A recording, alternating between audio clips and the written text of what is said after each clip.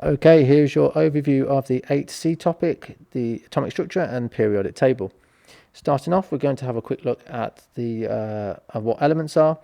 First of all, elements are when we only have one type of atom. So in the diagram, you can see that all the particles are the same. This would be classed as an element. This would not be an element because some of them are different.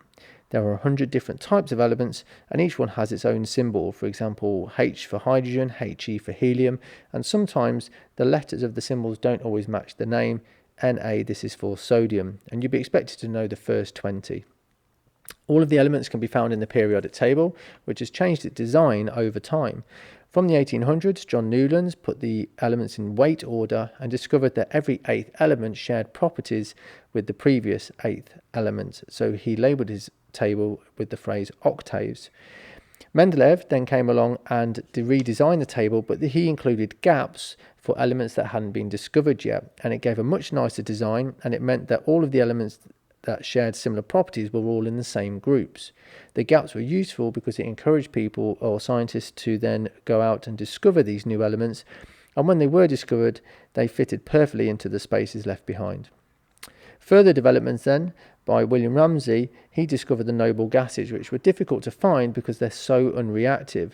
They've always been around, but no one had actually discovered them. And this gives us our final design of the modern periodic table. We can see that we can divide the table into two main parts with this zigzag line here. We've got the non-metals shaded in red, and the rest of the elements are metals. Hydrogen sits on its own because it is a non-metal, but shares a couple of properties similar to the metals. The columns, these are the parts going up and down, these are labelled as groups, and the periods are the rows that go across. We also looked at the structure of the atom, and this has also developed and changed over time. Atoms we thought were spheres with no smaller parts, and then as advances in science and technology improved, we realised that there are parts to atoms. They've got negative electrons, and they had a positive background as well, and these negative and positive parts are spread throughout the atom. Further developments then allowed us to realise that the positive parts were actually centralised into the middle, called the nucleus, and the negative electrons were scattered around the outside of the atom. Further advancements then gave us the final picture of the atom we see today, that the nucleus not only contains the positive protons, but also contains the neutral neutrons also. And the electrons don't just orbit in one sort of hazy area around the outside, they've got very specific locations called shells. In this diagram, we can see that we've got the neutrons, which are just the plain circles here. We've got protons with a positive charge, and we've got our electrons, which have a negative charge.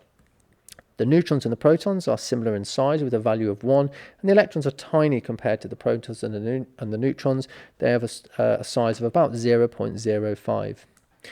We can get different versions of the same atom. So for example, I've got helium-3 here, which has got 2 protons and 1 neutron, hence the number 3.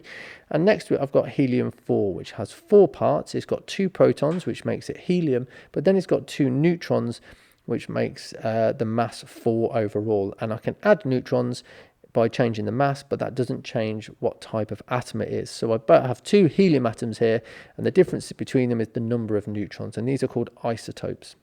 We can then work out the number of neutrons by looking on the periodic table, and each element in the periodic table has 2 numbers. It has a smaller number here, which is the proton number, sometimes called the atomic number, and then we've got the number of protons and neutrons, and this is called the atomic mass. If we work out the difference between the two, we can see that 27 minus 13 means that aluminium will have 14 neutrons. We also looked at how to draw an atom with lots of electrons in. So I've got an example here where I've tried to draw 12 electrons in an atom. We've got the central nucleus.